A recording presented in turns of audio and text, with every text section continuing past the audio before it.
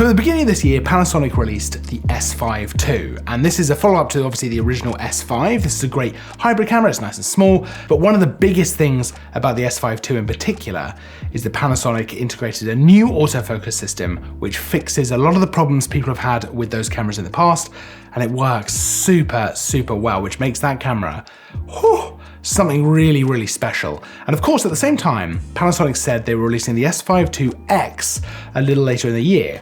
And that is exactly what we've got now. Now, this is functionally very similar to the S5 II. It looks a little bit different. I think it looks really cool, but it also has a little bit of different spec in there, a little bit of extra stuff. And actually, it has a little bit of extra stuff we didn't even know was gonna be in the camera. So just like the S5 II, the S5 IIX is definitely a hybrid camera, great for photos, great for video, really capable of scaling across kind of different uses. So for example, this is a great just straight up photography camera. You could take some really nice images with it, but if you wanna shoot video, you could do things like YouTube, stuff like this, but it definitely scales up to some really professional video specs, and you could use this as a B cam on some really high production stuff, or even, to be honest, as an A camera for some pretty high-end projects. You know, I'd feel very comfortable using this for really any commercial work that I do. It's a very, very capable camera. And yes, you could use it just like this, kind of as a small run and gun, easy to use, easy to go. It's kind of light,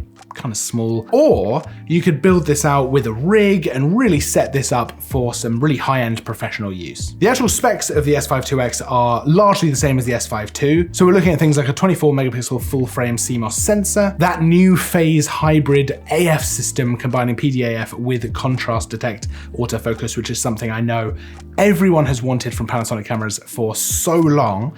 And with the S5 II and of course the S5 IIX, it's here. It works really, really well. It's really good.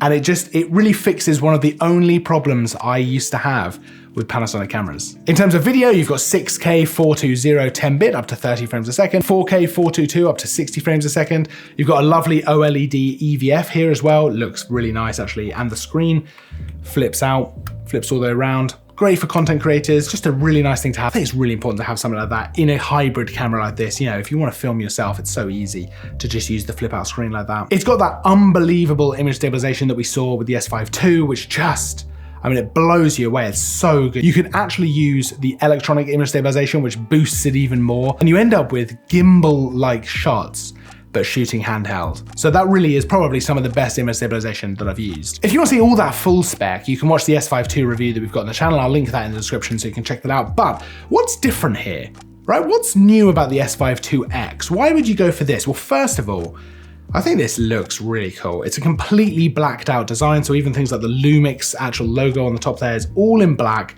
which just looks really good. And I know it doesn't matter. I know it doesn't really matter how good a camera looks because it's doing a job, but it doesn't hurt, right? I think it looks really cool. It means that everything is this sleek kind of matte black finish and you've just got the red record button on the top. And then there are some actual differences as well with the S5 IIX. So for example, being able to shoot RAW video externally, which is a big deal. So you're looking at 5.8K Apple ProRes. You can record that straight to an SSD, which is a really nice way to film actually, or to an Atomos video recorder via the HDMI port here. Now we knew about that already, but what we didn't know was the addition of Blackmagic RAW. So it can shoot BRAW as well as ProRes RAW. And there's also expanded compatibility with different external devices. Now you're looking at 5.9K 12-bit RAW up to 30 frames a second, or 4.1K 12-bit RAW up to 60 frames a second. These are not small file sizes.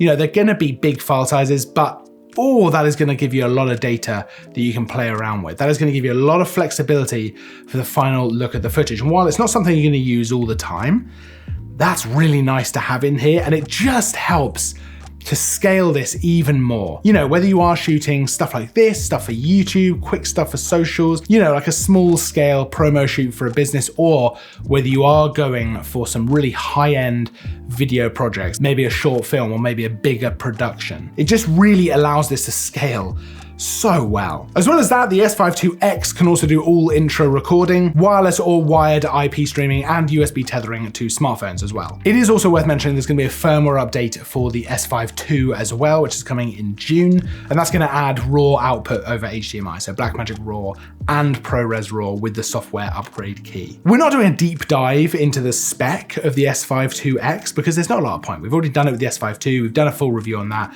Everything I said about that camera absolutely applies here, but there's just a bit more with this camera. What the S5 IIX really does give you, apart from a very sleek look, a very nice look, it gives you everything you would get with the firmware update on the S5 II, but it's all in the camera, it's all built, ready to go.